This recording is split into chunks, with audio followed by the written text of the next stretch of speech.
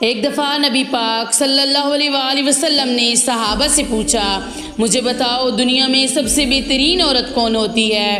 لوگوں کا اپنا اپنا رویہ ہوتا ہے۔ کچھ کا خیال تھا کہ قرآن پاک کی حافظہ ہو، کچھ کا خیال تھا کہ عالمہ فاضلہ ہو، کچھ کا خیال تھا کہ بچوں کی تربیت ٹھیک کرنے والی ہو، دین جس نے بچوں کو سکھایا وہ بہتر ہے۔ سب اپنے اپنے انداز میں بات کر رہے تھے، لیکن حضرت صلی اللہ علیہ وآلہ وسلم فرمانے لگے، تم میری مراد کو نہیں پہنچے۔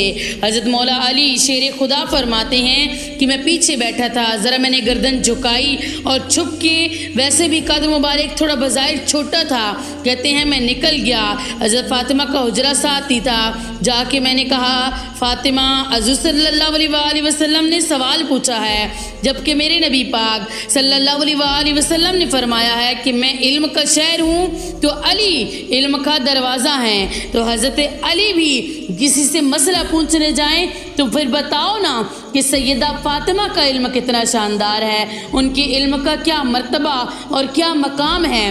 حضرت فاطمہ سے جا کے پوچھا، فاطمہ آج حضور نے سوال پوچھا ہے، تو سب صحابہ میں حیرت ہیں۔ حضور نے پوچھا بہترین عورت کون سی ہوتی ہے، سب نے جواب دیے ہیں پر بات بن نہیں رہی، آپ ذرا جلدی سے بتائیں نا۔ تو حضرت فاطمہ کہنے لگی، علی بہترین عورت پتہ ہے کون سی ہوتی ہے؟ فرمایا بہترین عورت وہ ہوتی ہے جس کو نہ کبھی کسی غیر محرم نے دیکھا ہو، نہ اس نے کبھی کسی غیر محرم کو دیکھا ہو، وہ سب سے بہترین عورت ہوتی ہے۔ حضرت علی فرماتے ہیں میں چپکے سے آ کے پھر صف میں بیٹھ گیا، بات ابھی جاری تھی، صحابہ بات کر رہے تھے، میں نے ہاتھ کھڑا کیا، میں نے کہا حضور میں بتاؤں؟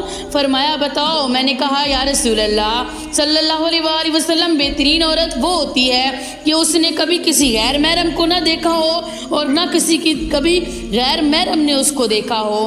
حضور نے میری بات سنی تو مسکرا کے فرمایا کہ فاطمہ میرے جگر کا ٹکڑا ہے۔ تو حضرت علی کہتے ہیں کہ صحابہ ایک دوسرے کا منہ دیکھ رہے تھے کہ بتایا تو علی نے ہے اور تعریف حضرت فاطمہ کی ہو رہی ہے، انہیں سمجھ نہیں آ رہی تھی۔ پھر میرے نبی پاک صلی اللہ علیہ وآلہ وسلم نے فرمایا کہ فاطمہ میرے جگر کا ٹکڑا ہے، اس کی کہی ہر بات سچ ہے، وہ میری مراد کو پہنچ گئی ہے۔